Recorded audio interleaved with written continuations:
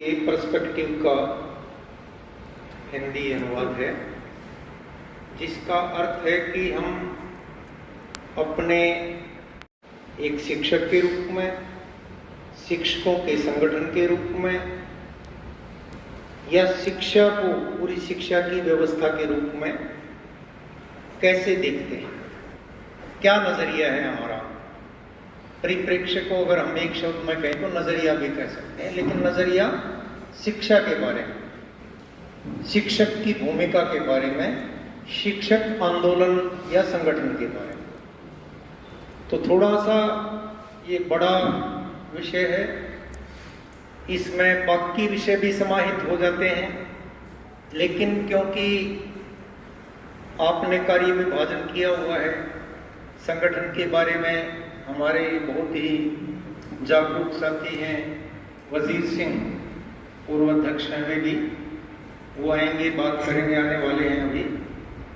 और मांगों और अखिल भारतीय स्तर पे हमारे हस्तक्षेप, उसके बारे में भारती जी बात करेंगे, वो भी मौजूद हैं।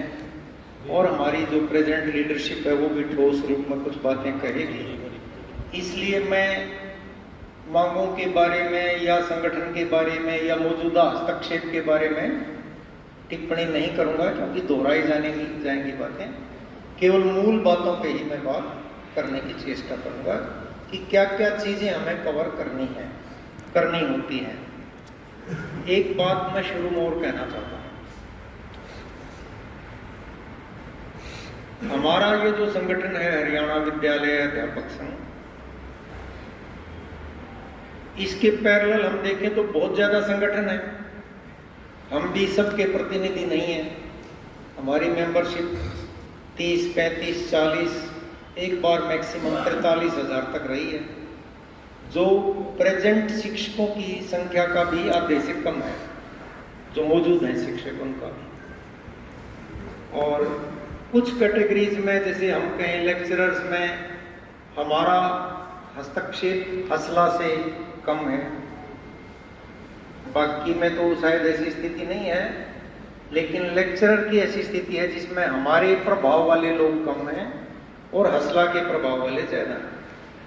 हेडमास्टर्स, प्रिंसिपल्स भी हमारे पास टोकन रूप में आते हैं, जो यूनियन के साथ बहुत ज्यादा अटैच्ड हैं या मास्टर के रूप में यूनियन से जुड़े रहे, वही लोग आते हैं। तो ये जो हमारा विषय है ये उनके बारे में भी है जो हमारे साथ नहीं है, वो भी हमारे हैं क्योंकि वो शिक्षक हैं, वो भी हमारे हैं। इस एंगल से ये हम परिप्रेक्ष्य को देखते हैं। ये किसी भी संगठन के बारे में है तो मैंने थोड़ा बात रखी कि भाई हम इसमें क्या क्या देखेंगे, हमने शिक्षक संगठन क्यों बनाया है, शिक्षा नीति क्या है, आम जनता की जरूरतें क्या हैं शिक्षा के बारे में, शिक्षकों की प्रॉब्लम्स क्या है, डिमांड्स क्या हैं, हमारी अपनी ताकत क्या है, हमारी लड़ाई की दिशा क्या है, क्या हमारी ताकत जो हमारी जरूरतें हैं उनको पूरा करने के लिए काफ़ी है, काफ़ी नहीं है, तो वो ताकत कहाँ से आए, कहाँ से आ सकती है। ये एक तरह से इस विषय के अंतर्गत विचारणीय क्षेत्र हमारा होगा। मैं जो बात मूल शुरू करना चाहता हूँ वो आपके पास टेक्स्ट है ऑलरेडी, जो मैं बोला हूँ इसको छोड़ के बाकी जो आपने पिछले दिनों एक पुस्तिका प्रकाशित की थी शिक्षा माला 1 नाम से, उसका पहला ही विषय है जिसका टाइटल लिखा हुआ है सबके लिए हो अच्छी शिक्षा।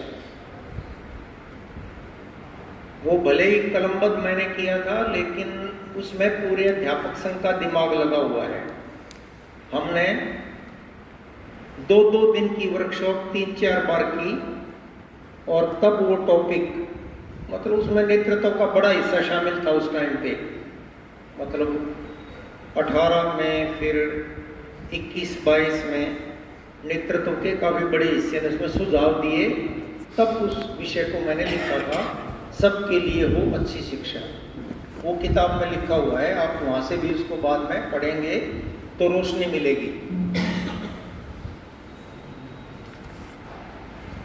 इसका पहला एक सवाल है कि सबके लिए अच्छी शिक्षा की जरूरत है, इसका क्या साक्ष्य है? कोई आदमी अमीर हो या गरीब, किसी भी सामाजिक पृष्ठभूमि से, किसी भी जाति का हो, किसी भी इलाके का हो, किसी भी धार्मिक आस्था को मानने वाला हो, लड़की हो, लड़का हो, कोई भाषा बोलता हो, दुनिया के किसी भी कोने में रहता हो, शायद ही आपको कोई ऐसा अभिभावक मिलेगा जो अपने बच्चों के लिए अच्छी शिक्षा नहीं चाहता। मिल सकता है क्या? जो अपने बच्चों के लिए अच्छी शिक्षा नहीं चाहता। सब चाहते हैं अच्छी शिक्षा मिले। शिक्षा का मतलब केवल अक्षर ज्ञान से भी नहीं, अभी पढ़ना लिखना आ गया, अंग्रेजी में पढ़ना आ गया, मातृभाषा में पढ़ना आ गया, हिंदी में पढ़ना आ गया, या आजकल जैसे कुछ लोग कहते हैं कि जैसे संस्कृत जिसको आ गई तो वो विद्वान हो गया, बड़ा ग्रंथों का ज्ञान प्राप्त हो गया। वही नहीं है शिक्षा। शिक्षा है जो आदमी को गुणवत्ता के साथ, और उसके अंदर मूल्य, उसके अंदर समायोजन की क्षमता, उसमें अच्छे ढंग से निर्वाह करने की योग्यता, उसमें पूरे समाज को साथ लेके मिलके आगे बढ़ने की क्षमताओं का विकास करे, उसको हम शिक्षा बोलते हैं। साथी वजीर सिंह जी आ गए हैं, स्वागत करते हैं उनका। आप आगे ही आ जाएं। साथी वजीर सिंह प्रेजेंटली रिटायर्ड कर्मचारी संघ हरियाणा के अध्यक्ष भी हैं। एक तरह से सेवानिवृत्ति के बावजूद वो सामाजिक जनजीवन में काफी सक्रिय हैं। इस एंगल से कि शिक्षा आदमी का पूरा विकास करे,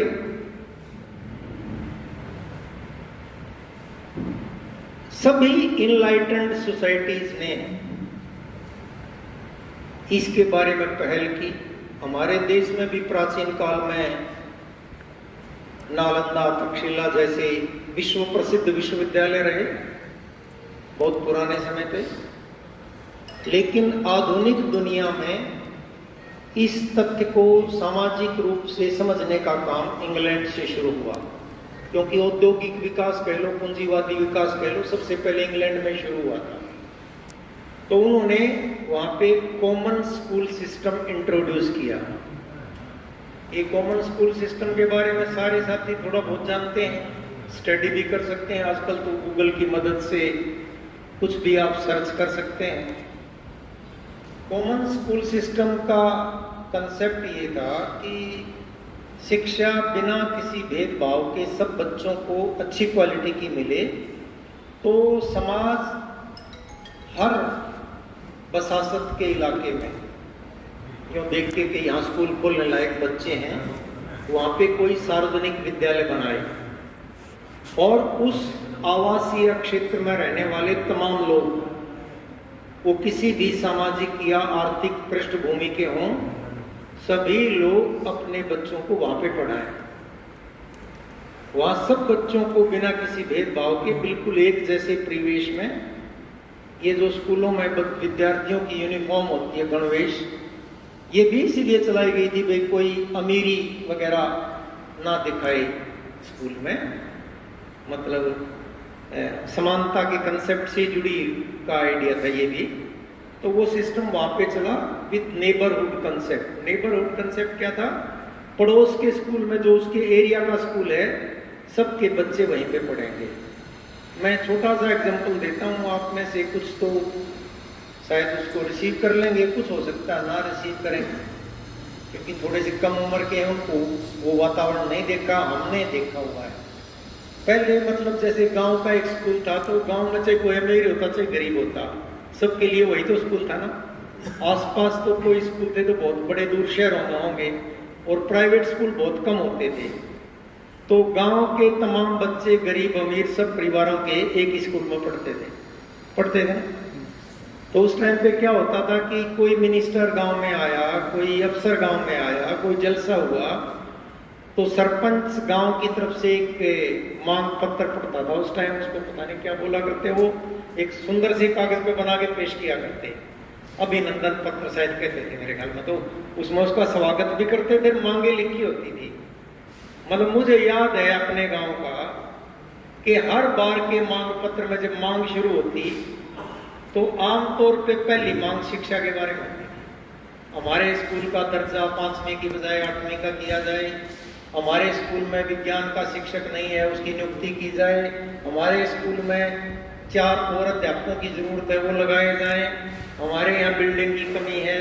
हालांकि तब बिल्डिंग लोग ही बनाते थे, लेकिन फिर भी मांगे वगैरह, मतलब शिक्षा के बारे में, स्कूल के बारे में, अध्यापकों के बारे में मांगे की जाती थी। मुझे याद नहीं एक बार कभी किसी ने कहा कि इस फला मास्टर की बदली कर दो, हमारी ये मांग है। मास्टर तो गांव का इतना अटूट अंग थे, जुड़े हुए, यानी वो आज भी हम कह सकते हैं अगर स्कूलों में भेदभाव ना हो, सब बड़े छोटे सबके बच्चे एक जगह पढ़े, गरीब अमीर एक जगह पढ़े, तो पूरे समाज को शिक्षा की चिंता हो जाएगी। कई बार अपना एग्जाम्पल जो चंडीगढ़ वगैरह का दे देते हैं सरकारी स्कूलों का, वहाँ भी इसीलिए है क्योंकि IAS अपने बच्चों को सरकारी में दाखिल करवाते हैं, तो उन स्कूलों में कोई पोस्ट खाली नहीं रहती।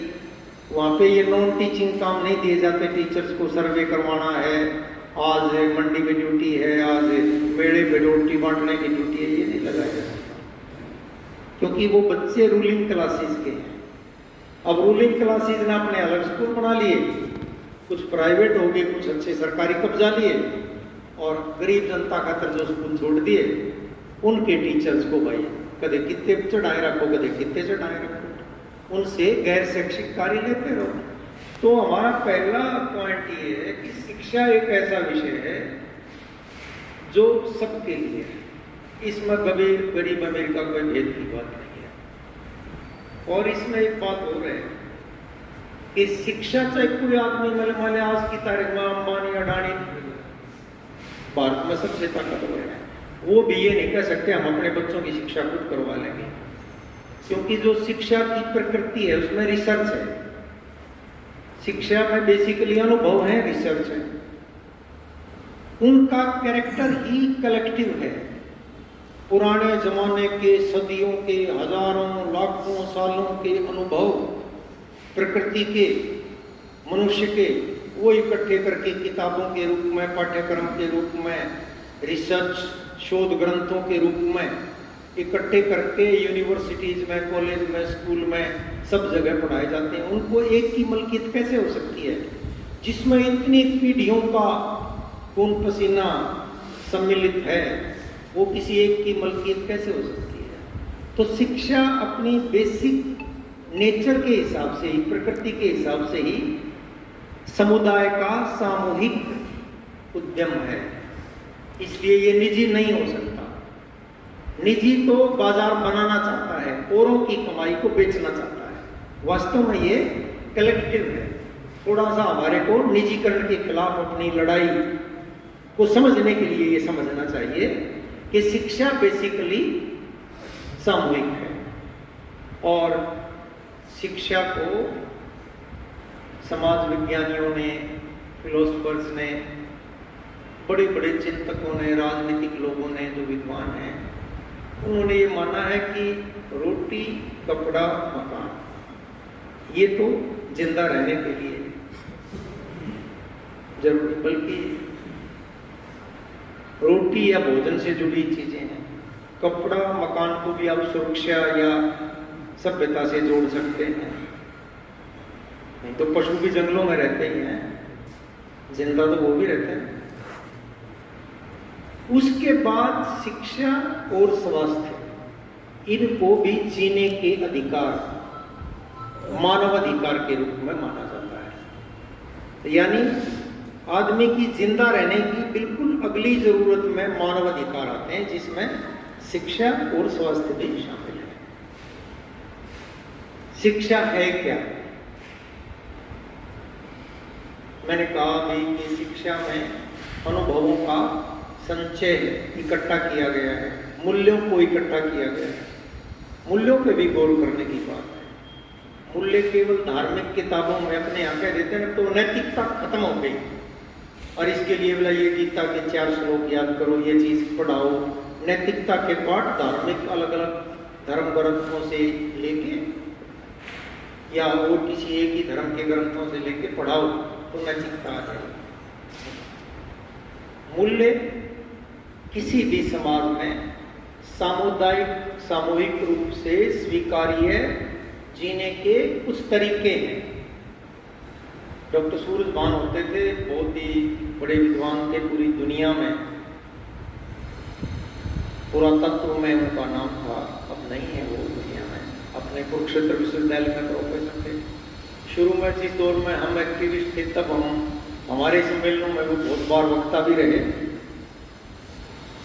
वो एक बात कहा करते मूल्यों के बारे में, हमारे सम्मेलनों में कई बता रहा हूं कि आप एक बार बस ठंडे मन से ये सोच लो, मैं जो कर रहा हूं कर रही हूं इसके बारे में लोग क्या कहेंगे। एक बार ऐसा सोच लो, उसके बाद आपका अंतर्मन आपको रोकता है कि इस पे विचार करो, तो विचार करो। ज्यादातर मूल्य आपको इस तरीके से मिल जाएंगे। कुछ मूल्य ऐसे हैं जो कई बार हम बहुसंख्य मानसिकता के विपरीत भी व्यवहार करते हैं। जो मूल्य होते हैं वो थोड़े होते हैं, ज्यादा मूल्य ऐसे होते हैं जो उनके बारे में अलग विषय कर सकते हैं चर्चा। एक बार आप समाज को देख लो, लोगों की तरफ देख लो, आपका जीवन अपने आप बेहतर होता जाएगा, निखरते जाएंगे आप खुद ही अपने आप। फिर मैंने कहा भाई शिक्षा में मूल्य और अनुभवों का ट्रांसफर है। इनको हमने कलमबद्ध कर लिया जब भाषा विकसित हो गई, उनको लिख लिया गया, लिख के किताबों के रूप में, ग्रंथों के रूप में आ गए, ग्रंथों के रूप में आ गए। हमने स्कूल खोल दिए, कॉलेज खोल दिए, बड़ी बड़ी इंस्टीट्यूट खोल दी, विश्वविद्यालय खोल दिए और वहां पे हम विधिवत रूप से पढ़ाने लगे। जब शिक्षा नहीं थी, भाषा नहीं बनी थी, विकसित नहीं हुई थी, या फॉर्मल औपचारिक शिक्षा नहीं थी, तब भी क्या एक बढ़ई अपने चीजों के बारे में अपने बच्चों को नहीं सिखाता था? लकड़ी का काम कैसे करना है, लकड़ी पे नक्काशी कैसे करनी है, उसको चारपाई का रूप कैसे देना है, उसको कुर्सी का रूप कैसे देना है, उसको टेबल का रूप कैसे देना है। तमाम दस्तकार, तमाम किसान, पेड़ पौधे, बागवानी, बीजों का संरक्षण, जमीन को तैयार करना, कितनी ऐसी चीजें हैं जो हम परंपरागत रूप से, मौखिक रूप से बता के और उनकी प्रैक्टिस करवा के, अभ्यास से अपने बच्चों को देते थे शिक्षा। पुराने टाइम पे तो शिक्षा बड़ी सीमित होती थी। शस्त्र और शास्त्र 2 शब्दों का इस्तेमाल करते थे, थोड़े से लोगों के लिए थी। शस्त्र मतलब हथियार चलाना, राज्य की जरूरत इतनी थी बस, हथियार की शिक्षा और शास्त्र, ग्रंथों से कुछ ज्ञान की बातें। आदमी को एक बहुत ही प्रसिद्ध फिलोसोफर हुए फ्रेडरिक एंगल्स, वो कहते थे man is a tool making animal. आदमी औजार बनाने वाला प्राणी है। मैं ये कहता हूं, बात के अध्ययनों के आधार पे एंगल्स की बात को रिजेक्ट नहीं कर रहा हूं, उसमें ऐड कर रहा हूं कि आदमी में और बाकी प्राणियों में 2 बुनियादी अंतर हैं। एक लैंग्वेज डेवलप कर लिया आदमी ने कि वो अपने ज्ञान का संचय कर पा रहा है, और दूसरा वो टूल्स, प्रकृति के तमाम उपादानों का इस्तेमाल करके उनसे नए औजार भी बना लेता है और प्रकृति में सीधे उपलब्ध चीजों को भी औजार की तरह इस्तेमाल कर सकता है। इसलिए आदमी बाकी प्राणियों से ताकतवर हो गया। शिक्षा ऐसे ही धीरे धीरे इकट्ठे किए गए अनुभवों का, मतलब धीरे धीरे उसमें उनकी विशिष्टताएं आती गई, अलग अलग सब्जेक्ट में से सब्जेक्ट निकलते गए। पहले ये सारे विषय हम सोशल साइंसेस के तहत नहीं पढ़ते थे, राजनीति शास्त्र भी, अर्थशास्त्र भी, पब्लिक एडमिनिस्ट्रेशन भी, इतिहास भी, समाज विज्ञान भी, और यहाँ तक कि शुरुआती दौर में मनोविज्ञान को भी, और थोड़ा सा और पहले इन सबको फिलोसॉफी के तहत पढ़ते थे, थोड़ा सा और पहले फिलोसॉफी के तहत पढ़ते थे। लेकिन धीरे धीरे एक एक सब्जेक्ट में इतने इतने उपनाम, उसकी उपशाखाएं बनती गई। तो ये सब आदमी ने इकट्ठा किया है। इतनी इकट्ठी की हुई चीजें मैं फिर दोहरा रहा हूं, वो किसी एक की प्रॉपर्टी कैसे हो सकती है भाई? उसको कोई एक कोचिंग सेंटर, एक कोई प्राइवेट यूनिवर्सिटी, एक कोई प्राइवेट संस्थान कैसे बेच सकता है? कमाई हमारे पूर्वजों की, मालिक कोई और बनना चाहता है। इसलिए हम शिक्षक अपने परिप्रेक्ष्य में शिक्षा के निजीकरण का विरोध करते हैं। केवल इसलिए नहीं कि हमारी रोजी रोटी जुड़ी हुई है, बल्कि इसलिए कि ये गलत है। एक बार हम थोड़ा सा इस विषय पे आगे बढ़ने से पहले बहुत संक्षेप में, ये उस किताब में नहीं है, एक्स्ट्रा है, मैं इसको लेके दोबारा एक नया बना सकता हूँ। हमारे देश में शिक्षा का ऐतिहासिक अनुभव क्या है, क्या जो आज हो रहा है पहले से? कई बार लोग कहते हैं भाई सरकार तो कोई आ जाओ सभी एक जैसे हैं, पहले वो भी यही करते थे, फलां भी यही करते थे, फलां भी यही करते थे। सब एक जैसे नहीं है। ऐसा भी नहीं है कि कुछ व्यक्ति बदल गए, उन्होंने सिस्टम बदल दिया। तो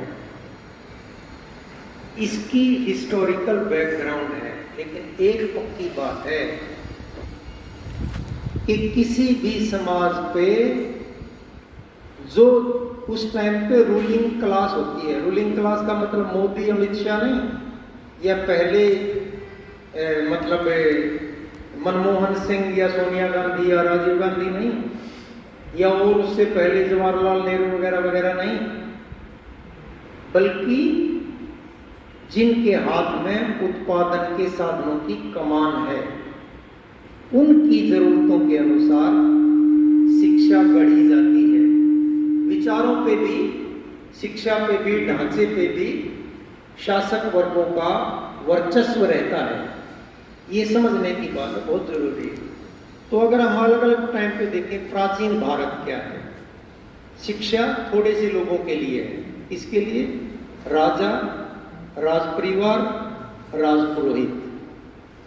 आप में से बहुतों को पता होगा भारतीय परंपरा का। तो हमारे देश में मान लीजिए जैसे बड़ा भाई राजा बन सकता था, उत्तराधिकारी वही होता था। तो उससे जो छोटे बच गए उनको क्या काम मिलता? राजा के मान ली 5 भाई, तो उनको भी तो कहीं काम देते थे ना।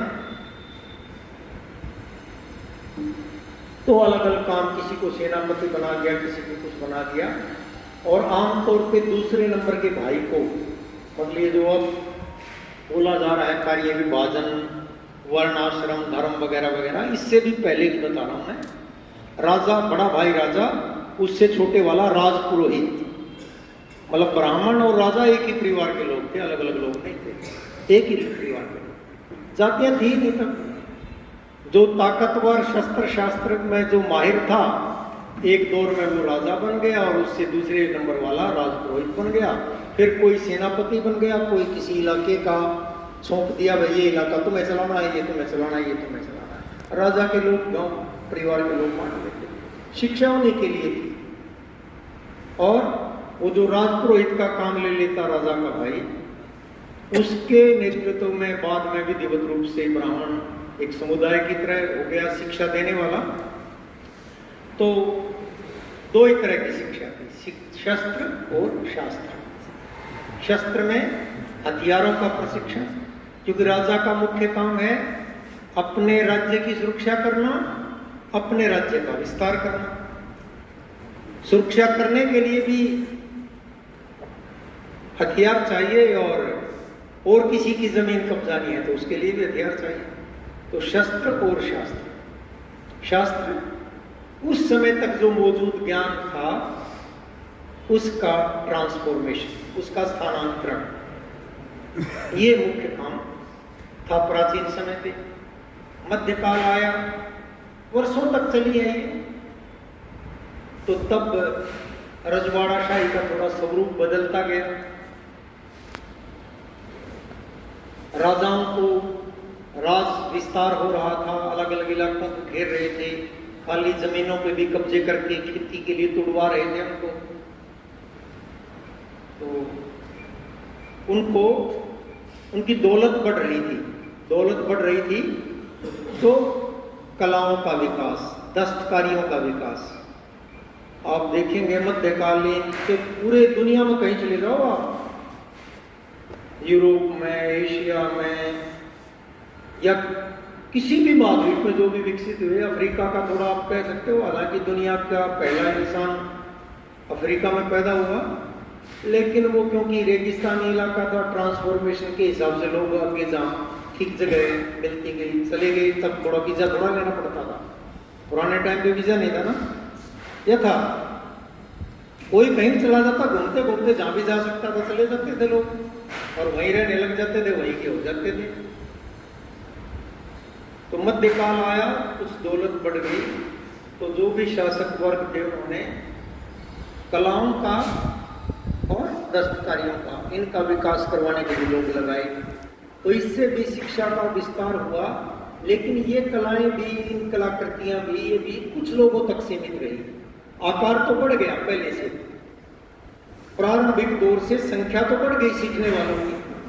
जैसे अपनी गुरुकुल पद्धति थी, तो मान ले जगह जगह कुछ गुरु थे जिनकी ये जिम्मेवारियां लगा दी गई, तो एक गुरुकुल में 10, 20, 50 छात्र होते थे, और क्या वो राज परिवारों से जुड़े होते थे, दूसरों को देते नहीं थे। एकलव्य की कहानी यही तो है कि वो भील का बच्चा था, वो शिक्षा प्राप्त करना चाहता था शस्त्र की, लेकिन आचार्य द्रोण तो राजकुल के शिक्षक थे, तो वो उसको शिक्षा दे नहीं सकते थे। उसने गुरुजी को सिखाते देख के, उनका संकल्प करके अभ्यास कर लिया, सीख लिया। जब द्रोण को पता चला बाद में कि ये बंदा तो मतलब तेरे शिष्यों से भी ज्यादा माहिर है, शिष्यों ने उनकी शिकायत की, तो एकलव्य का अंगूठा इसलिए दक्षिणा में मांगा गया कि ये मेरे शिष्यों को, मतलब राजकुल को, शासक वर्गों को पराजित ना कर दे, इसलिए एकलव्य का अंगूठा मांगा गया दक्षिणा में। तो तब क्योंकि शिक्षा की आकांक्षा भले वो सीमित है कुछ लोगों के लिए, लेकिन इच्छा तो आम आदमी में भी पैदा करती थी ना, वो तब भी करती थी, आज भी करती है। अगर आज कोई पेरेंट्स अपने बच्चे को चिराग के तहत प्राइवेट में दाखिल करवाना चाह रहा है, या टॉप 100 में फ्री कोचिंग दिलवाना चाह रहा है, या स्कॉलरशिप पे किसी अच्छी संस्थान में दाखिल करवाना चाह रहा है, बेशक गरीब है, तो ये उसकी सकारात्मक इच्छा को तो दिखाता ही है ना कि बच्चे पढ़ने चाहिए। उसी तरह तब कर्ण जैसे बहुत लोग पैदा हो रहे होंगे जगह जगह पे, जो शासन के परे जाके भी सीख रहे थे, सीखने की कोशिश कर रहे थे। तो ये दौर आया हमारे देश में। इसके बाद इसी मध्यकाल की प्रतिक्रिया में इस लोगों की इच्छाओं को साक्षात करने के लिए भक्ति काल का दौर आया, जिसमें कबीर जैसे लोग, दादू दयाल जैसे लोग, रैदास जैसे लोग, नानक जैसे लोग, बहुत तरह के साधु संत, सूफी संत पैदा हुए, जिन्होंने अपने उपदेशों के माध्यम से आम आदमी की भाषा में, मतलब तब भी रोकने के लिए कहा था कि ज्ञान संस्कृत, वैदिक संस्कृत तक सीमित था हमारे अपने देश में, लेकिन उन्होंने लौकिक भाषा में ज्ञान को ट्रांसलेट किया, बनाया, मतलब गढ़ा, छंद बनाए, गीत बनाए, और उनके जरिए वो ज्ञान का प्रसार किया। वो एक तरह से आप ये कह सकते हो कि एकलव्य के प्रयास को चाहे आप निजी प्रयास कह लें, लेकिन भक्ति काल एक तरह का समाज का सामूहिक उद्यम था, शिक्षा सब तक पहुंचाने का बड़ा उद्यम था। उसमें केवल ये औपचारिकता नहीं, कई लोग भक्ति काल को मतलब धार्मिक कॉन्टेक्स्ट में देखते हैं। अगर आप इन संतों की वाणियों को पढ़ो वो कब लिखी गई थी? आज से मतलब 500-600 साल पहले। और आज भी सारे गुरु, सारे या राधा स्वामी लगा लो, रामपाल लगा लो, राम रहीम लगा लो, किसी भी धर्म के गुरु लगा लो, अधिकतर के पास वही भक्तों की वाणियां तो हैं, या और कुछ पढ़ा रहे हैं? वही पढ़ा रहे हैं। आज भी वो सार्थक क्यों लगती हैं? क्योंकि उन्होंने उस टाइम पे लोक भाषा में ज्ञान की संरचना सृजन किया। सृजन की हुई चीज और नकल की हुई चीज में बड़ा अंतर होता है। वो आज भी रेलेवेंट है, हमारे लिए प्रासंगिक है। वो जन शिक्षा की आकांक्षा को शो करता है। इसी की वजह से बाद के दौर में समाज सुधार आंदोलन चले, जागरण हुआ, फिर ये हमारे देश में ब्रिटिश काल आ जाता है। थोड़ा समय की क्या व्यवस्था, कब तक चलाना? आधा घंटा चला लो। बोर तो नहीं हो रहे? ना जी। बोर हो रहे हो तो बता दियो, फिर अपन छोटा कर देंगे इसे। क्योंकि मेरे दिमाग में वो अपना सारा बीमारी है भाई, हम टीचर्स हैं, पढ़काती एक एक बात टुकड़े टुकड़े करके पकड़ाने को है, तो ये ओट कहा हो जाए भाई, कभी कोई बात छूट तो ना जाए। बातें ज्यादा होती हैं थोड़ी सी। इसलिए औपनिवेशिक काल आया तो अंग्रेज यहाँ का तंत्र मजबूत करने के लिए उन्होंने एक हिस्ट्री सी बनती है उनकी, वारेन हेस्टिंग्स थे, उन्होंने कलकत्ता में मदरसा खोला, उर्दू भाषी इलाका देख के। जॉनथन डंकन ने बनारस में संस्कृत कॉलेज खोला, जो आज BHU है। शुरुआती दौर में ये संस्कृत कॉलेज बना था, जॉनथन डंकन ने बनाया था। 1835 में अंग्रेजों ने एक कमेटी बनाई, लॉर्ड मैकाले उसके अध्यक्ष थे। मैकाले का डॉक्यूमेंट किस किस ने पढ़ा हुआ है? 1 2 3 4 5 साथी पढ़ना सब।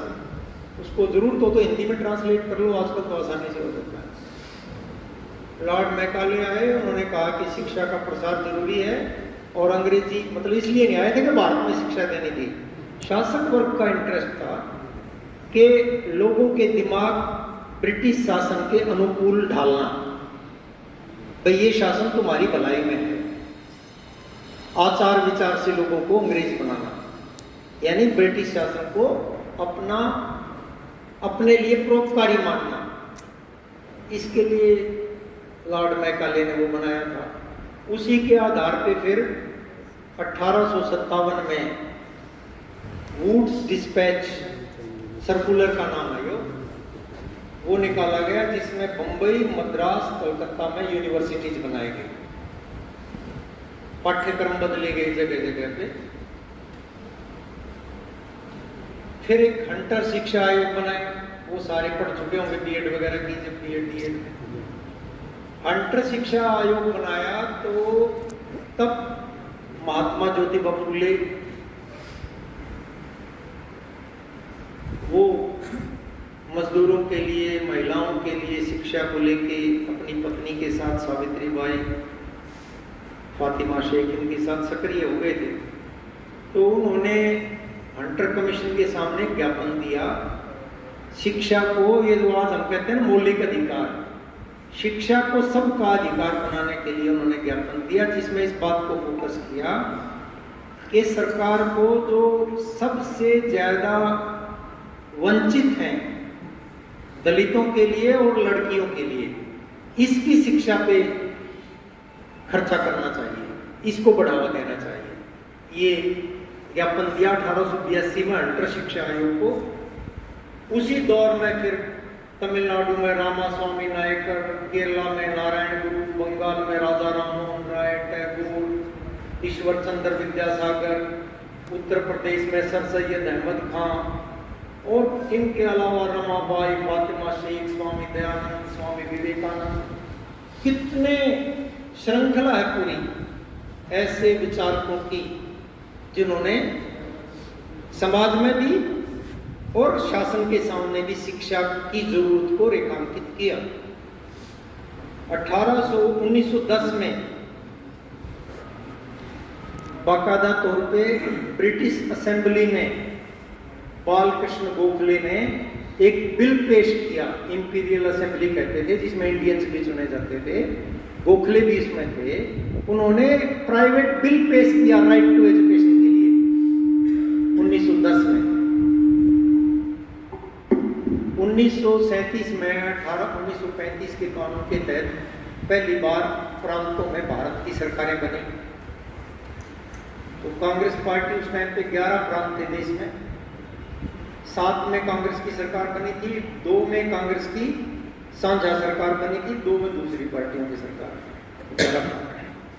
तो महात्मा गांधी ने उस टाइम पे बुनियादी तालीम क्या क्या न्यूनतम पढ़ाया जाए, उन सरकारों को, कांग्रेस पार्टी की सरकारों को कहा कि तुम अपनी पहल पे ये काम लागू करो, बुनियादी तालीम। ये भी मेरे ख्याल में आप लोग शिक्षा के इतिहास में पढ़ चुके होंगे। इसके बाद देश आजाद हुआ तो उस टाइम की रूलिंग क्लासेस, उस टाइम जो भारत के शासक थे, उनके दिमाग में ये था कि अगर देश को वास्तव में केवल ब्रिटिश शासन से मुक्ति नहीं आगे बढ़ाना है तो हम आधुनिक भारत के निर्माण के लिए शिक्षा का विस्तार करें। ये आइडिया लिया। इस आइडिया के तहत 2 कमीशन बनाए। एक कमीशन हायर एजुकेशन के लिए था, जिसको आप राधाकृष्णन आयोग कहते हैं। दूसरा कमीशन स्कूल शिक्षा के लिए था, जिसको मुदालियर शिक्षा आयोग कहते हैं। इनका मुख्य लक्ष्य था सार्वजनिक क्षेत्र में शिक्षा का विस्तार। देश के ज्यादातर बच्चे पढ़ें, सरकारी खर्चे पे पढ़ें, और ये इतने बच्चे पढ़ के इनकी क्षमताओं का जो विस्तार होगा वो देश के विकास के काम आएगा, वो आधुनिक भारत की संरचना करेगा। ये इसका मूल लक्ष्य है। उसकी बहुत सी चीजें आज भी रेलेवेंट हैं। सरकार को लगा लगभग 15-16 साल के अनुभव के बाद के भी जो हम सोच रहे थे वैसा कुछ कम हो रहा है। फिर कोठारी शिक्षा आयोग बनाया 64 में, 64 से 66 तक काम किया। कोठारी शिक्षा आयोग ने समग्रता में पूरी शिक्षा पे काम किया और बुनियादी चीजें की, और उसने मुख्यतः 2 चीजें, एक तो शिक्षा पे जीडीपी का कम से कम 6% खर्च हो, और दूसरा कॉमन स्कूल सिस्टम, एक परिवेश में बच्चे पढ़े, भेदभाव ना। इस पे फोकस करते हुए अपनी पूरी रिपोर्ट तैयार की। ये डॉक्यूमेंट है हमारे जैसे टीचर्स में जो थोड़े से अध्ययनशील हैं उनको सीखने चाहिए। यूनियन के नेताओं को ये चीजें जरूर सीखनी चाहिए। हमारी एबिलिटी बढ़ती है इससे, हमारी यूनियन को चलाने की क्षमताएं भी बढ़ती हैं। हमारी यूनियन में और यूनियनों ने फर्क भी यही है कि अध्यापक संघ इन विषयों को गहराई से सोचता है, बाकी संगठन इस पे नहीं सोचते। वो केवल ये सोचते हैं चाहे जो मजबूरी हो, मांग हमारी पूरी, फिर वो निरुत्तर हो जाते हैं जब शासन के सामने होते हैं। हमारे को सोचना है। फिर 83 से 85 में 2 शिक्षा आयोग बने। एक का नाम मेहरोत्रा आयोग था जो हायर एजुकेशन के लिए था, और एक का नाम चट्टोपाध्याय कमीशन था जो स्कूल एजुकेशन के लिए। सरकार ने मेहरोत्रा आयोग को तो लागू कर दिया। कोठारी पे तो काफी कुछ हुआ, जैसे अपना ये आज यूजीसी है, ये कोठारी एजुकेशन से पहले जब ये कोठारी आयोग नहीं था तो अपना पूरा एजुकेशन डिपार्टमेंट एक ही था। डीपीआई बोलते थे डायरेक्टर को, director public instruction. School college एक ही सिस्टम था।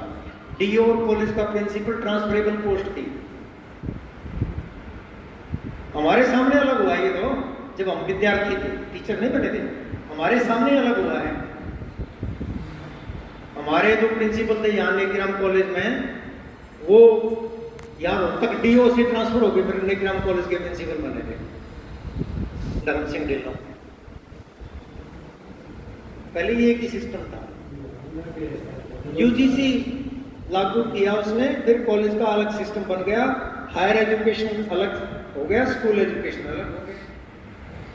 पहली बार यू टर्न आजाद भारत में आया 86, नई शिक्षा नीति बनाई, राजीव गांधी प्रधानमंत्री थे तब और नरसिम्हा राव वो शिक्षा मंत्री थे। उस टाइम पे नई शिक्षा नीति आई जिसने कहा कि भाई इतना सारा पैसा शिक्षा पे खर्च करना संभव नहीं है, इसलिए कुछ संस्थाएं तो बनाओ क्वालिटी की, फोकस करे सरकार, नवोदय विद्यालयों पे करे। नवोदय विद्यालय तक उसके बाद ही खुले हैं, +2 तक की शिक्षा बनाओ। पहले हायर सेकेंडरी होते थे स्कूल या हाई स्कूल होते थे, हायर सेकेंडरी में 11वीं क्लास होती थी, बस 2 क्लासें हायर सेकेंडरी मानी जाती थी, 10वीं और 11वीं, और 11वीं 2 जगह चलती थी, कॉलेजों में उसको प्रेप करते थे, स्कूल में हायर सेकेंडरी कहते थे। मैं भी शुरू में लगा जब हायर सेकेंडरी स्कूल था वो, जिसमें मैं लगा पहला स्कूल गया, 11वीं तक क्लास होती थी। और पब्लिक एजुकेशन सिस्टम तो जितना हमारा है वो धीरे धीरे उसको घटाओ, और बच्चे कहीं जाना चाहते हैं तो national open school, national open university, ये उसी के बाद शुरू हुए हैं, पहले नहीं थे ये। मतलब आम आदमी के लिए ओपन स्कूल का झुंझुना पकड़ा दो और थोड़े से लोगों के लिए विधिवत अच्छी शिक्षा की व्यवस्था करो। वहां से लेके फिर ये भाई नई आर्थिक नीतियां आ गई, तो 86 वाली नीति को अपडेट कर दिया 92 में। 86 की नीति को अभी भी कई बार नीति 1886/1992 बोलते हैं, उसको अपडेट कर दिया। उसमें बिना सरकारी सहायता प्राप्त प्राइवेट स्कूल खोलने की अनुमति दे दी गई। मैं आपकी जानकारी के लिए ये भी ऐड कर दूं कि 92 से पहले बिना सहायता प्राप्त सरकारी स्कूल नहीं खुल सकते थे, उनको मान्यता नहीं मिलती थी। और अब आके तो ये आ गया, मैं भी सारे के विस्तार में ना भी जाऊं तो ये आ गया कि आप सहायता प्राप्त स्कूल भी सरेंडर करना चाहें तो उनके स्टाफ को हम ले लेंगे, सरकार ले लेगी, और स्कूल तुम अपना बिना सहायता प्राप्त चलाओ, बिल्कुल प्योर प्राइवेट हो गया ना। कितने लोग प्राइवेट स्कूलों से आए हमारे पास, वोकेशनल से आए, प्राइवेट से आए। 94 में विश्व बैंक ने एक नई डायरेक्शन दे दी, उसने शिक्षा को मेरिट नॉन मेरिट गुड में डिफाइन कर दिया। Merit good, non merit. भाई प्राइमरी एजुकेशन तो मेरिट गुड है, मतलब इसकी तो समाज को जरूरत है, इसलिए इस पे तो पैसा लगाओ। और ये जो हायर एजुकेशन है ये नॉन मेरिट गुड है। नॉन मेरिट गुड का मतलब उन्होंने क्या कहा कि जो बच्चा हायर एजुकेशन प्राप्त करेगा उसका अपना फायदा होगा, उसके परिवार का फायदा होगा, समाज इस पे खर्चा क्यों करे? समाज इससे अच्छा खर्चा और चीजों पे कर ले जो चाहिए हमें। ये कंसेप्ट आया विश्व बैंक का, कर्जा देते हुए अलग अलग चीजों के लिए, शैक्षिक प्रोजेक्ट्स के लिए, कि सरकार टारगेटेड खर्चे करे, डीपीपी की स्कीम वगैरह इसी में जाएगी।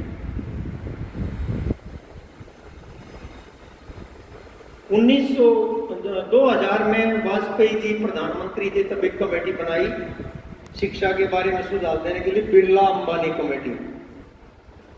उस कमेटी ने टोटली वो जो विश्व बैंक की डायरेक्शन थी उसको प्रमोट करते हुए कहा कि सरकार हायर एजुकेशन से तो विड्रॉ ही कर ले, हायर एजुकेशन बिल्कुल छोड़ दे, स्कूल में थोड़ा बहुत करना करती रहे, और प्राइवेटाइजेशन को पूरी छूट दे, वो अपने ढंग से सिलेबस बनाए, अपने ढंग से रिसर्च करवाए, अपने ढंग से वो इन्वेस्टमेंट करे और उद्योग के साथ लिंक कर दो हायर एजुकेशन को।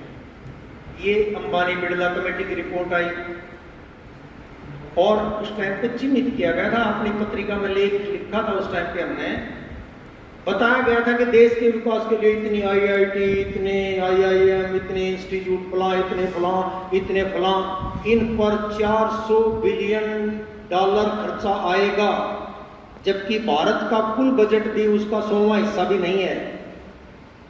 तो ये खर्चा लगाने के लिए पूंजीपति आए, मतलब शिक्षा के क्षेत्र में प्राइवेट प्लेयर्स आए, वो इसको बिजनेस में ट्रांसफॉर्म करते हैं। ये पूरा वो मॉडल था। फिर उसी का नाम 2000 में विश्व बैंक ने रख दिया ज्ञान समाज, नॉलेज सोसाइटी। उसका भी टारगेट यही था टारगेटेड लोगों को, प्रतिभावान लोगों को छांट के उनको अच्छी शिक्षा दे दो स्कॉलरशिप वगैरह के लिए, और बाकी समाज के लिए इसको इग्नोर कर दो। अब जो हमारी ये जो मंथन चला 14 के बाद 15-16 से शुरू होकर और आज तक चल रहा है NEP 2020 का, इसमें उसका पूरे का जो अब तक विमर्श 86 में शुरू हुआ था, 86 में जो यू टर्न लिया था सरकार ने सार्वभौमिक शिक्षा से प्राइवेटाइज करने की तरफ, सिलेक्टेड लोगों को अच्छी शिक्षा देने की तरफ, उसका जिस्ट है, उसका निचोड़ है NEP में 3 बिंदुओं के आसपास: सेंट्रलाइजेशन, कमर्शियलाइजेशन, कम्युनलाइजेशन। राज की जरूरतें, शिक्षा का पाठ्य वस्तु, ढांचा, किताबें, क्या पढ़ाया जाए, कैसे परीक्षाएं ली जाएं, कैसे गवर्न किया जाए, ये पूरा केंद्र अपने हाथ में ले ले। दूसरा, कमर्शियलाइजेशन।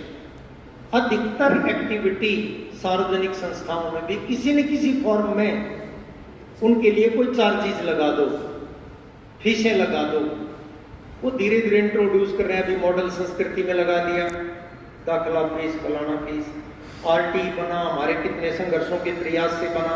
वो दूसरी धारा का प्रतिनिधि है उसी का, जिसमें ये जागरण आंदोलन, भक्ति आंदोलन है, उसी का प्रतिनिधि या ज्योतिबा फुले हैं, या गोखले हैं, या गांधी जी हैं, या अम्बेडकर हैं। उसी का एक स्वरूप ये आ गया कि हमने RT बनवाया लेकिन उन्होंने उसको निष्क्रिय बना दिया। उसी लेवल पे फीसें इंट्रोड्यूस कर दी, अलग टाइप के स्कूल बना दिए, ऐसे पेश कर दिया जैसे ये स्कूल बहुत अच्छी शिक्षा के लिए हैं। टीचर्स भी टेस्ट लेके रखेंगे, टीचर ट्रेनिंग भी करने आएंगे, उसका खर्चा भी वो खुद देंगे, पेमेंट चार्जेस। और उसी की संगति में NCF बदल दिया 2022 में। उससे पहले 2005 का NCF था, उस पे अलग से शिक्षा की जरूरत है। और तीसरा, कम्युनलाइजेशन। अंबानी अडानियों के अलावा, सत्ता के मुख्य केंद्रों के अलावा राजनीतिक दल हम अपना वर्चस्व कायम रखें, इसलिए शिक्षा के एजेंडा में RSS का जो अपना एजेंडा है राजनीति का, कि ये लॉन्ग लास्टिंग कैसे हो, ध्रुवीकरण का, सांप्रदायिकता का, बटे हुए समाज का, जिसको वो एक शब्द में भारतीयता बोलते हैं। मतलब हम तो सांप्रदायिकता कह रहे हैं, वो इसको भारतीयता कहते हैं। वो भी एक अलग विषय है जिसके अलग से क्लासेस हो सकती हैं, लेकिन वो भारतीयता की बजाय एक रूपता, RSS की फिलोसॉफी को शिक्षा का कंटेंट बनाना चाहते हैं। पाठ्यक्रम बदल रहे हैं। शुरू में टारगेट हिस्ट्री थी, अब भाषाएं, विज्ञान, मैथमेटिक्स सब आ गए हैं। सबकी विषय वस्तु में उन कंटेंट्स को ऐसे छोटे छोटे इंजेक्शंस के जरिए डाला जा रहा है, और होलिस्टिक ढंग से भी डाला जाने वाला है 1-2 साल में। तो ये पूरा एक तरह का एजेंडा है जो हमारे सामने मौजूद है। अब ये सफर मैंने इसलिए बताया, अभी मैं 10-1 मिनट और लूंगा, ताकि हमारी समझ में आ जाए कि हमारे देश में शासक वर्गों की प्राथमिकता के अनुसार प्राचीन से लेके आज तक शिक्षा में क्या क्या परिवर्तन क्यों किए गए हैं, शासक वर्गों की जरूरतें क्या हैं, पब्लिक की जरूरतें क्या हैं। अब मैं कहता हूं शिक्षा के द्वारा हम क्या पाना चाहते हैं, ये पब्लिक एजेंडा। वो शासक वर्गों का एजेंडा, ये पब्लिक है। हम क्या पाना चाहते हैं? केवल किताबी ज्ञान नहीं, अच्छे इंसान बने, जिम्मेवार नागरिक बने, हम अपनी सारी क्षमताओं का प्रयोग पूरे समाज की भलाई के लिए करें। अभी जो छोटी छोटी बातें होती हैं हमारी पकड़ में नहीं आती, जैसे हम टीचर्स भी कंपटीशन को सीखने का माध्यम मानते हैं, जबकि इसका कुछ कॉन्टेक्स्ट में विपरीत अर्थक शब्द है कोलैबोरेशन, मिलके सीखना। सब बच्चे अच्छा सीखें, कुछ ही अच्छा क्यों सीखें? सब बच्चे अच्छा सीखें, समुदाय तब आगे बढ़ेगा ना। कुछ स्टार बन जाए, बाकी धक्के खाते फिरे, उससे थोड़ा ना स्टार बनेगा। केवल डिग्री प्राप्त करना नहीं, बल्कि एक अच्छे इंसान गढ़ना, खुशी प्राप्त करना, परोपकारी नागरिक का निर्माण, गरिमापूर्ण जीवन जीने की भावना पैदा करना, ऐसा सर्वांगीण विकास जो एक बहुत ही सभ्य सुशिक्षित नागरिक तैयार करे, ऐसी शिक्षा हमें चाहिए। तो उसकी मूल्य व्यवस्था, उसका विधान, उसके कंटेंट, उसकी पाठ्य वस्तु कैसी होगी? तब हम नफरत थोड़ी ना सिखाएंगे, तब हम इंसानियत सिखाएंगे। एक जो सवाल मैं बीच बीच में डील कर चुका, उस पर मैं ज्यादा नहीं जाना चाहूंगा यहाँ पे, कि शासक वर्ग निजीकरण का तर्क देते हुए वही तर्क देते हैं कि शिक्षा का लाभार्थी व्यक्ति होता है खुद या उसका परिवार होता है, उसी को फायदा होता है। पढ़ गया, लिख गया, डिग्री मिल गई, नौकरी मिल गई, अपना सारी ऊर्जा पैसा अपने परिवार के लिए लगाता है। तो उसको हम क्यों दें शिक्षा भाई फ्री में? जिस चीज का फायदा किसी व्यक्ति को निजी तौर पे होना है वो उसका भुगतान भी करेगा, और भुगतान करेगा मतलब ये है क्योंकि वो शिक्षा सबके लिए नहीं है, कंपटीशन में है, तो जो भुगतान करेगा उसको मिलेगी, जो नहीं करेगा उसको नहीं मिलेगी। ऐसी तर्क एक आधी बार मैंने फेसबुक वगैरह पे भी लिखा, भाई शिक्षा जितनी महंगी होगी जनता उतनी अनपढ़ होगी। आप किसी भी कोर्स की फीस 20 लाख से बढ़ा के 1 करोड़ कर दो, दाखला लेने वाले अपने आप ना कम हो जाएंगे। जिनके पास 1 करोड़ होंगे वही तो दाखला लेंगे, या 1 करोड़ की प्रॉपर्टी होगी, वो प्रॉपर्टी बेचने का जोखिम लेगा, दाखला ले लेगा, बाकी तो नहीं ले सकते ना। तो ये एक तरह से समाज विरोधी बातें हैं, दिखने में लोकतांत्रिक लगती है। लाभार्थी व्यक्ति है, लेकिन अगर पूरे हमारे नागरिक 144 करोड़ लोग हैं भारत में, अगर ये सक्षम बन जाए सारे के सारे, तो देश की कुल क्षमता नहीं बढ़ेगी। केवल सरकारी नौकरी एजेंडा नहीं, जीवन भी एजेंडा है। और जो लोग पैदा हुए हैं उनको मतलब ये सारी चीजें, मतलब रोटी, कपड़ा और मकान, स्वास्थ्य, शिक्षा भी चाहिएगी। तो इनका प्रबंध अगर समाज मिलके सबके लिए करे तो क्या दिक्कत है भाई? सबकी क्षमताएं ज्यादा हो तो सबका योगदान भी ज्यादा होगा, मिल बांट के जीवन भी सरल होगा। हमारे सामने एक एग्जाम्पल है, केवल मैं अमेरिका यूरोप की बात नहीं करता, उनमें तरक्की ज्यादा है। जापान 45 में नाश हो गया था, 45 में जापान में बचा था कुछ, बिल्कुल विनाश कर दिया था प्रमुख हथियारों ने, बमबारी से।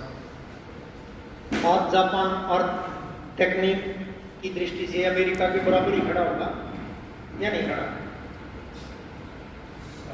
Japan, south Korea, Hong Kong, Taiwan, China, ये सारे देश ऐसे हैं जो हमारे साथ या हमारे बाद में आजाद हुए, लेकिन सब टेक्नोलॉजी में इनका नाम है कि नहीं है बताओ?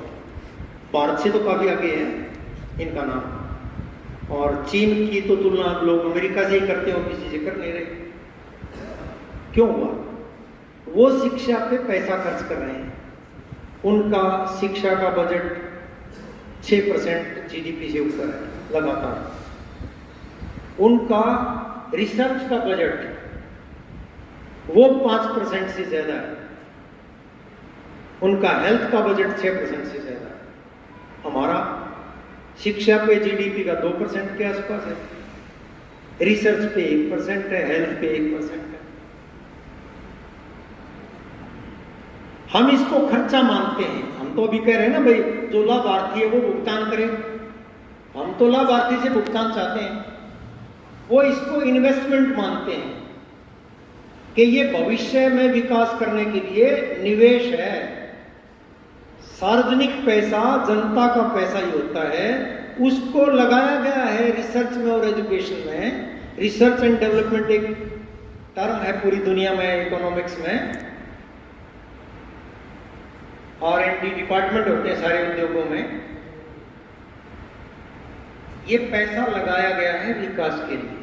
अगर हमारा देश भी अगर इस दृष्टि को बदल ले तो निजीकरण का एजेंडा खत्म हो जाएगा, बचेगा ही। जरूरत होगी समाज की कि देश को आगे ले जाना है तो ये इन्वेस्टमेंट सरकार को करना पड़ेगा। अगला सवाल है मूल्यों के बारे में। इसके बारे में थोड़ी बात इसलिए करना आवश्यक हो गया, वरना ये यहाँ पे परिप्रेक्ष्य में हम थोड़ा कह के भी छोड़ सकते थे। मूल्य मैंने पहले भी चर्चा की कि मूल्य केवल धार्मिक व्यवस्था नहीं है, ये सामुदायिक व्यवस्था है। समाज के लिए क्या अच्छा है वो मूल्य है, जो समाज के लिए बुरा है वो मूल्य शाश्वत भी कुछ होते हैं, सब मूल्य शाश्वत नहीं होते। मूल्य परिस्थिति के अनुसार बदल जाते हैं। जैसे मैं कई बार एग्जांपल देता हूं, अगर हमारा कोई अधिकारी, फौज का अफसर पाकिस्तान की सेना के द्वारा पकड़ लिया जाए, तो उसके लिए सच बोल के भारत के सैनिक रहस्य बताना गद्दारी में आएगा या मूल्य में आएगा? देशभक्ति में तो नहीं आ सकता ना। उससे ये अपेक्षा की जाएगी कि वो कितनी भी यातना सहे, अंदर की बात ना बताए।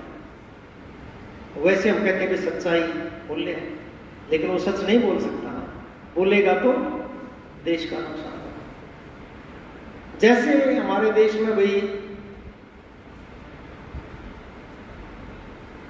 गाय को माता कहते हैं, हालांकि गाय है तो पशु, हम कहते हैं माता। क्यों कहते हैं माता?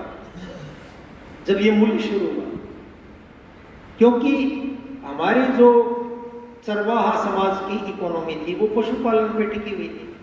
पशुओं में भी गाय का पालना भैंस के मुकाबले में कम खर्चीला था, और साथ में गाय का पालन खेती से जुड़ा हुआ था। बैल मिलते थे, वहां से बैल मिलते थे, बैलों से खेती थी। तो गाय दूध का भी काम चलाती, खेती का भी काम चलाती और कम खर्चे में पलती, हमारे जीवन का हिस्सा थी। आज भी जिनके घरों में गाय नहीं है वो भी पहली रोटी काट के तैयारी करते हैं, बोला या गाय है। ये तो निर्जीव मूल्य है जो बना हुआ है ये तो। और गाय माता भारत की इकोनॉमी के हिस्से के तौर पे बनी। बाद में जो कर्मकांडी है वो इसको एक अलग बाकी चीजों से कटा हुआ मूल्य बना लेते हैं।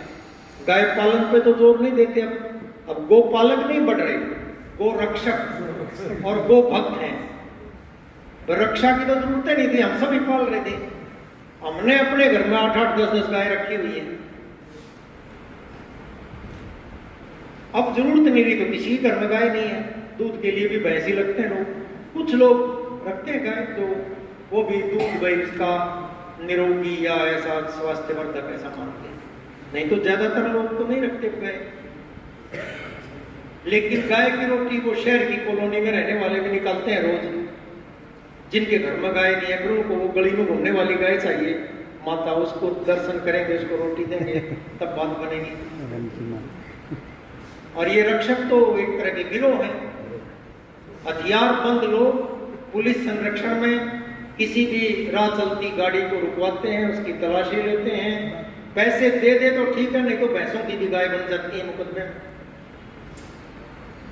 रोज हमले होते हैं। कितनी बार यहाँ रोहतक में अपने साथियों ने छुड़वाए हुए ऐसे पैसों के कटरों के ट्रक गोरक्षकों से घेर लिए। उन्हें कितने तो बेरा पट गया मुंह अंधेरे में, और पुलिस उनकी मदद करती है क्योंकि गोरक्षा आयोग पता नहीं क्या क्या चीज है यहाँ पे। शासन उनका है जिन्होंने इस बहाने से वोट पक्की करनी है।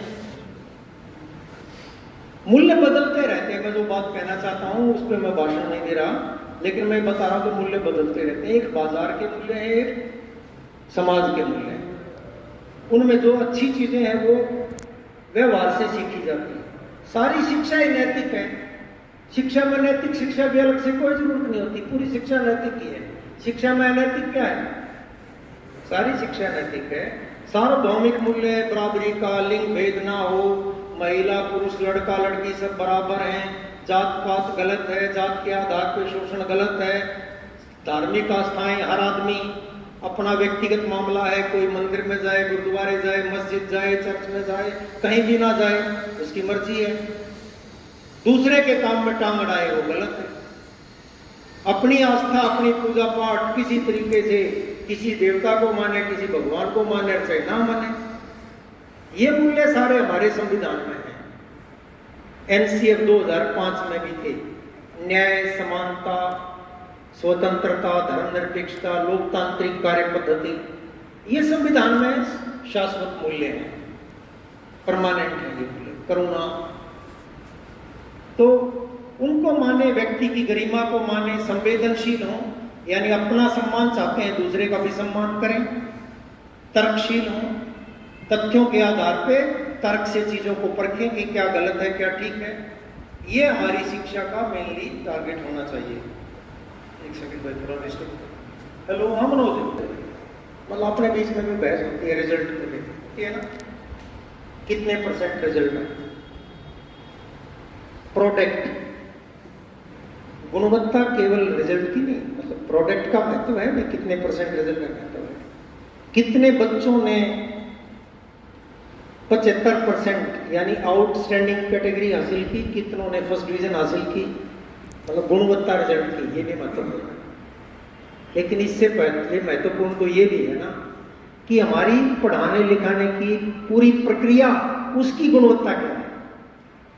बच्चे के बैठने की जगह, क्लासरूम का डिजाइन।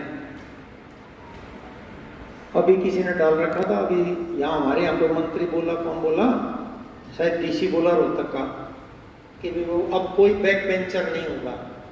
मतलब कमरे में दीवारों के साथ साथ बेंच लगा दिए तिकोना रूप में, 3 लाइनों यू टाइप बना दिया, और टीचर आगे होगा और कोई बैक बेंचर नहीं होगा। मैंने उस पोस्ट पे लिख दिया कि केरला में ये पद्धति सब स्कूलों में लागू है। तो फिर एक अपनी टीचर है, हरियाणा की, हिसार की है, वो मेरी स्टूडेंट भी है, सुशीला नाम है, उसने लिखा कि मैं तो सर 3 साल से ऐसे ही पढ़ा रही हूँ, ऐसे ही पढ़ाती हूँ बच्चों को। मैंने कहा अच्छी बात है, ये बातें शेयर होनी चाहिए। मैं जो बात कहना चाह रहा हूँ कि पूरी जो हमारी टीचिंग लर्निंग की प्रक्रिया है, मैं कई बार एग्जाम्पल देता हूँ। मैंने टीवी पे देखा था, वैसे कोई मेरा अपना ओरिजिनल वो नहीं है, कई साल पहले टीवी पे दे रखा था, वो चुटकुला टाइप कह लो, एक मैडम बच्चों को पढ़ा रही है और वो सवाल पूछ रही है, बच्चों बताओ सत्य और धर्म में क्या अंतर होता है। तो बच्चा एक उत्तर देता खड़ा होके कि मैडम आप हमें पढ़ा रही हैं ये सत्य है, हम सीख रहे हैं ये आपका भ्रम है। क्वालिटी, सीखना तब सार्थक है जब वो ज्ञान का स्थानांतरण हो रहा है, बच्चों में रुचि पैदा हो रही है, तो सीखना हुआ। और हम बिल्कुल तंग होके जुटे रहे, पूरा पसीने पसीना, सिलेबस टाइम कर दिया, 1 पद और आ दिया, 4 पद और आ दिया, लगे रहे और बच्चे सीख नहीं पाए। और फिर हम क्या कहेंगे, जी मैंने तो बहुत काम किया। हेडमास्टर भी कहेगा कि देखो ये तो टीचर तो मेहनती है, लेकिन रिजल्ट नहीं आया, तो क्या कहेंगे, स्टफ खराब था।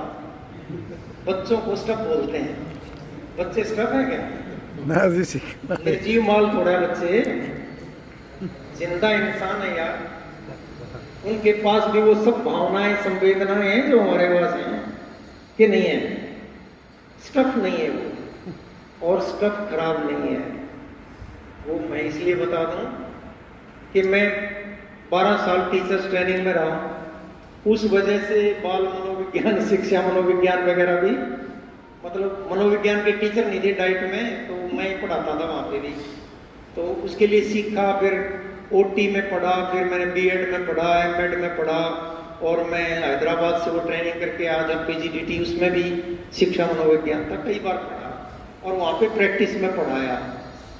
तो उस दौरान मुझे को पता चला कि हमारे 98.6% एवरेज भारत में 98.6% बच्चे आईक्यू की दृष्टि से, आईक्यू बुद्धि लब्धि मतलब सीखने का की क्षमता, उस दृष्टि से 98.6% बच्चे अबोव एवरेज हैं, औसत से ज्यादा।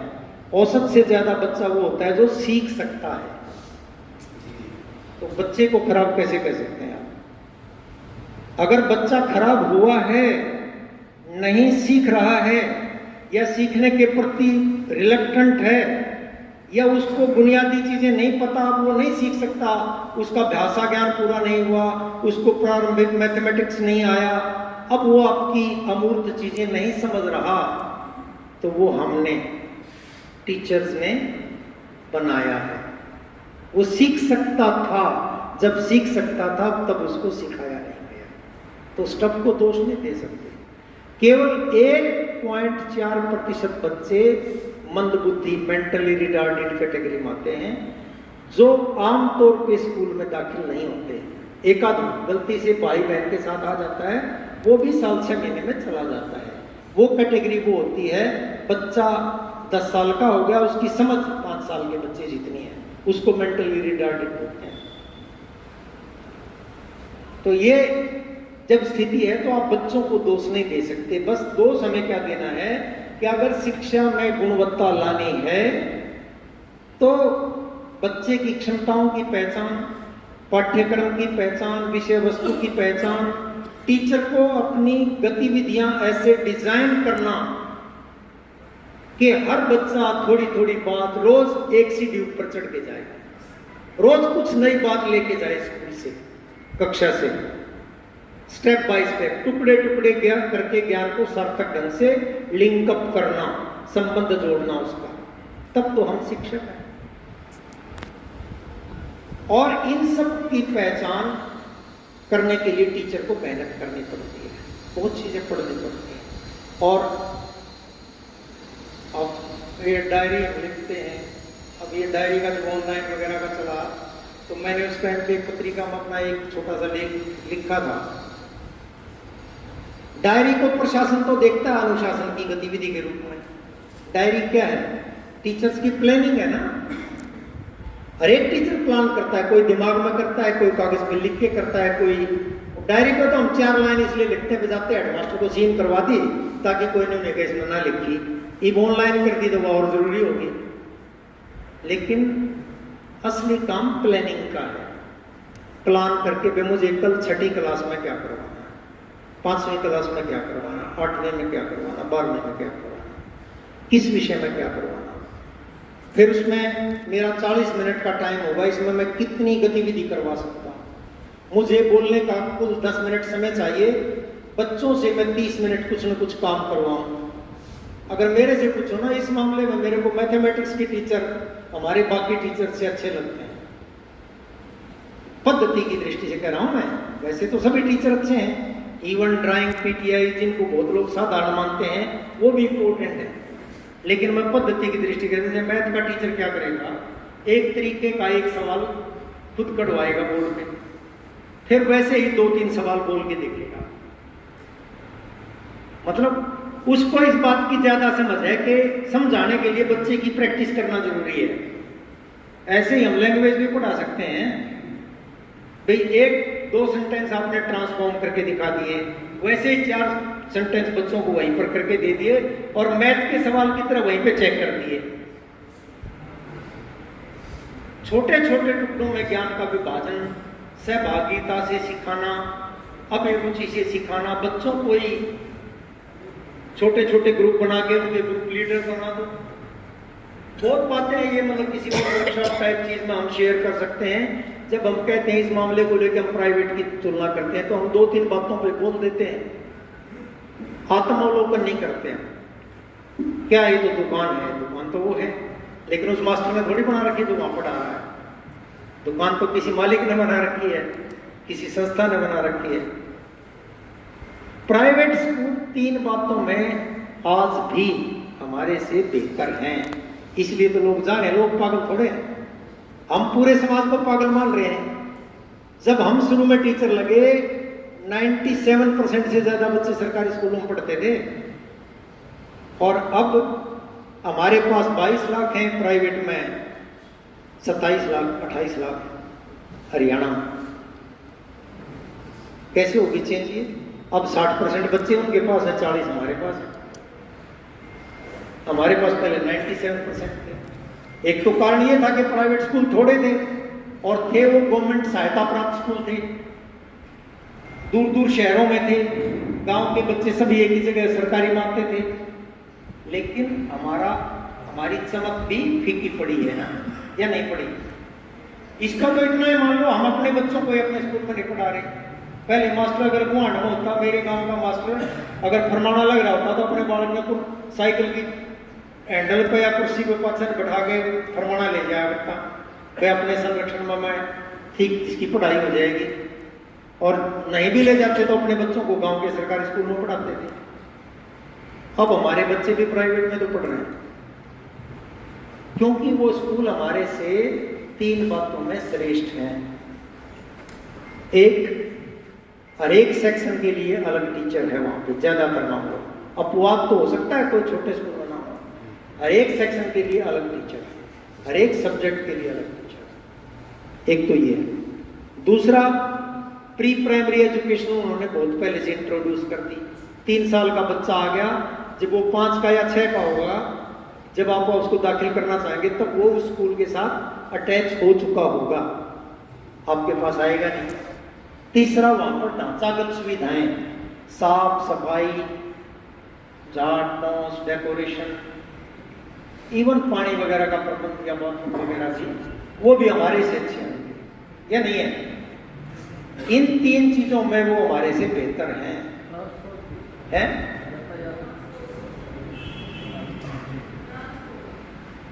क्या बोल रहे हैं? ट्रांसपोर्ट का भी है कि वो बच्चे को घर से ले आते हैं, ठीक है, उसमें आकर्षण है, इसलिए लोग इसलिए जा रहे हैं। लोगों को पागल समझना ठीक नहीं है कि भाई 134 ए के लिए लाइनें लगती थी, चिराग के लिए भी लोग चाहते हैं हो जाए हमारे बच्चे का दाखला। लोग पागल नहीं है, पढ़े हुए बेशक ना हो, गरीब भले ही हो, लेकिन वो देख रहे हैं कि यहां बेहतर है। ये सारी चीजें अगर सरकार सरकारी स्कूल में व्यवस्था कर दे, मान ले अब आप 90,000 लोग हैं टीचर, अगर 2 लाख टीचर हो, हर सेक्शन के लिए छोटा बड़ा सबके लिए एक टीचर हो, प्री प्राइमरी में 10 की रेशो, प्राइमरी में 20 की रेशो, मिडिल में 30 की रेशो, हायर सेकेंडरी लेवल पे 35 की रेशो, ऐसे टीचर हो, सब टीचर रेगुलर हो, इंफ्रास्ट्रक्चर पूरा हो, लैब्स पूरी हो, लाइब्रेरीज हो, ट्रांसपोर्ट की भी व्यवस्था हो, बच्चों को लाया जा सके अगर दूर पड़ता है तो, और हम डट के काम करें, तो फिर भी क्या कोई फीस देना चाहता है क्या? अगर फिर भी प्राइवेट में लोग जानते होते, मान लीजिए किसी का नीट क्लियर हो गया, एमबीबीएस में दाखिला लेना है, वहां पे पैसे वाले संस्थाओं में पहले जाते हैं, या लोग मेरिट वाले में जहां पे फ्री में दाखिला होना वहां जाते हैं, पहले सरकारी में पहले जाते हैं। पैसे लोग दिल से नहीं देना चाहते हैं, उसकी क्वालिटी पे भरोसा है। और नीट वगैरह में इसलिए आते हैं कि प्राइवेट में मेडिकल की शिक्षा ढांचा इतना अच्छा नहीं है, सरकारी बड़े बड़े मेडिकल कॉलेजेस हैं जहां पे ढांचा भी है और फ्री भी हो रहा है। तो असली सवाल डिबेट का क्वालिटी को बढ़ाना है, प्रक्रिया को बढ़ाना है, वो हमारे को रोक सकता है। और मैं अंतिम बात पे आ रहा हूं, थोड़ा सा सेक्शन बीमार लोगों का है, उसमें हम भी शामिल हैं। स्टेटस सिंबल, बच्चा कहाँ डाल रखा है जी, डाल रखा है, मेरे को इस शब्द पे भी बड़ी आपत्ति है, डाल रखने पे, जैसे वो कोई चीज है वो डाल दी उठा के, डाला नहीं जा सकता बच्चा, कहाँ प्रवेश है उसका, कहाँ पढ़ा रहे हैं आप उसको। बहुत से लोग जो मिडिल क्लास अपने आप को कहते हैं, उनके अंदर ये हीन भावना है, जिसको हम श्रेष्ठता की भावना कहते हैं, वो वास्तव में हीन भावना का ही रूप होता है।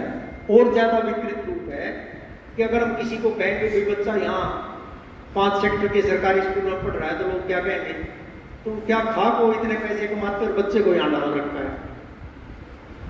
ऐसा भी कुछ लोगों में, उनको मैं बीमार कहता हूं, और उन बीमारों में हम सबसे ज्यादा हैं, कर्मचारी भी, शिक्षक भी, थोड़े थोड़े मिडिल क्लास वाले, हम बीमारों की तादाद में सबसे ज्यादा हैं कि दिखावे के लिए हम बच्चे को, कुछ लोग दिखावे के लिए भी भेज रहे हैं। फिर मैं आता हूं लास्ट बात पे कि क्या कितनी भी अच्छी हो प्राइवेट संस्थाएं, कितनी भी अच्छी हो, बहुत अच्छे से पढ़ा रही हो, क्या वो शिक्षा का सार्वभौमिकरण कर सकती हैं? क्या वो देश के तमाम बच्चों को, हरियाणा राज्य के तमाम बच्चों को पढ़ा सकती हैं? नहीं। पढ़ाना तो चाहते हैं, कोई दिक्कत नहीं, वो तो एक स्कूल के 5 स्कूल खोल देंगे, लेकिन वो तभी पढ़ा सकती हैं, वो उन्हीं को पढ़ा सकती हैं जो उसके बदले में पे करें। फीस दे भाई, यहाँ तो बाजार है, पैसा दो और पढ़वा लो, पढ़ा देंगे। यानी वो गरीब को नहीं पढ़ा सकते, वो साधनहीन को नहीं पढ़ा सकते, वो किसी भट्ठे पे 20 बच्चे हैं उनको नहीं पढ़ाने जाएंगे, वो प्रवासी मजदूरों के बच्चे हैं 2 महीने यहाँ 4 महीने वहाँ, वो मक्कड़ परिवारों के बच्चे हैं उनको नहीं पढ़ाएंगे, वो राजस्थान जैसे इलाकों में दूर दराज के ढाणियों में पढ़ाने नहीं जाएंगे, क्योंकि उनको तो पैसा चाहिए। उस पर अगर उनको इन्वेस्टमेंट ज्यादा करना पड़ा और टर्नआउट कम हुआ, वो नहीं पढ़ाएंगे। बाजार का ये नियम नहीं है, बाजार चैरिटी नहीं करता, चैरिटी थोड़ी बहुत करता है, वो दिखाने के लिए, प्रतिष्ठा बनाने के लिए करता है, धर्मार्थ जिसको कहते हैं ना, धर्मार्थ, फला आदमी बड़ा धर्मात्मा है। वो जो धर्मात्मा है वो केवल अपनी प्रतिष्ठा के लिए करते हैं, वो सुविधा देने के लिए नहीं करते। तो अगर सार्वजनिक शिक्षा को बढ़ाना है तो सार्वजनिक ढांचा ही बनाना पड़ेगा। प्राइवेट स्कूल तो दुकान है, पैसा पूरा लेगा, स्टाफ को, टीचर्स को कम वेतन देगा, वसूली पूरी करेगा, सरकार से भी सब फायदा चाहेगा। और ये एक तरीका भी है आज के दौर में। और एक बात मैं और कहना चाहता हूं कि एक दौर था जब सरकारी स्कूलों से बच्चे प्राइवेट में भाग रहे थे। अब प्राइवेट स्कूलों का अपने शहर के नामी ग्रामी कोचिंग सेंटर से भी अनुबंध हो रहा है। हर प्राइवेट स्कूल में आपको सैकड़ों बच्चे नॉन अटेंडिंग मिलेंगे, नॉन अटेंडिंग। बीएड में तो अपन बहुत देखे थे प्राइवेट संस्थाओं में। अब स्कूल लेवल पे नॉन अटेंडिंग बच्चे हैं, बच्चा कोचिंग में जा रहा है, नाम किसी स्कूल में लिखा हुआ है, कोचिंग की फीस भी दे रहा है, स्कूल की फीस भी दे रहा है।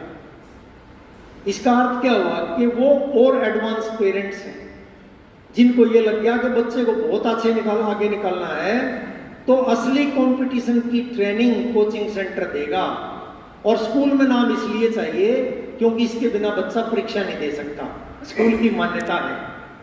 पहले देखा प्राइवेट स्कूल खुल जाता ना, वो किसी मान्यता प्राप्त स्कूल में एडमिशन दिखा के बच्चों की परीक्षा दिलवाते थे ना। अभी भी हो सकता है कहीं चल रहा हो ऐसा। अब कोचिंग सेंटर के साथ अनुबंध छोटे छोटे कस्बों में भी हो चुका है। तो ये पूरा जो सिस्टम है साथियों, ये सिस्टम सबके लिए नहीं है। और मैं बिल्कुल एंड पे आके ये कहना चाहता हूं कि सार्वजनिक शिक्षा ही विकल्प है, सरकार का, शासक वर्गों का एजेंडा नहीं है।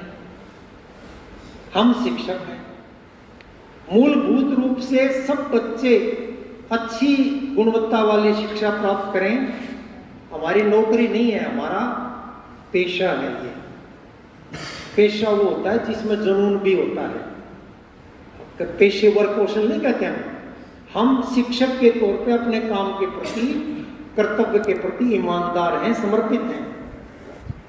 तो हमारी ये लड़ाई बनती है कि हम शिक्षा के सार्वजनिकरण के लिए, उसके समावेशी स्वरूप के लिए, वो किसी को बाहर ना धकेले इस स्वरूप के लिए, वो सामूहिकता की भावना जगाने के लिए, वो अच्छे इंसान बनने के लिए, वो अंधविश्वास पर जोर करने के लिए, वो वास्तव में गरिमापूर्ण जीने के योग्य नागरिक बनाने के लिए सब बच्चों को तैयार करें।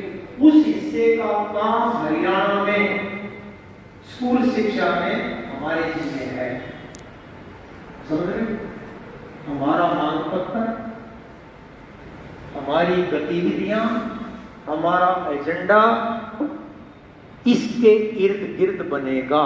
ये हमारा शिक्षा, शिक्षक और अपने हालात के प्रति नजरिया है, ये हमारा तरीका है काम का। इसके लिए जब हम देखते हैं तो हमारी ताकत थोड़ी सी कम है। हमारे 30-35 हजार मेंबर हैं, थोड़े हैं। टीचर्स की पोस्ट 1.25 लाख से ज्यादा हैं, वर्किंग भी 90,000 के करीब है, हमारे पास 30-35 हज़ार है। और जो 30-35 हज़ार भी हम उन्हीं को कहते हैं जिन्होंने, जब हम मेंबर बनाने गए तो हमारी पर्ची कटवा ली, वो पक्के हमारे साथ हैं, क्या गारंटी से कह सकते हो? जिसने पर्ची कटवा ली वो पक्का हमारा ही है, या उसको ये सारी बातें पता है जो मैं बोल रहा हूं? पहले तो इस 30-35 हज़ार के दिमाग को अपने ढंग से डालना, उनको ये बातें सिखाना, फिर बाकी जो बचे हुए उनसे तालमेल बनाना, उनको ये बातें सिखाना, सबको तैयार करके स्कूल के भीतर भी अच्छी पढ़ाई की लड़ाई, अच्छी पढ़ाई के लिए संघर्ष, और स्कूल के बाहर कॉमन स्कूल सिस्टम, बेहतरीन शिक्षा के ढांचे के लिए संघर्ष।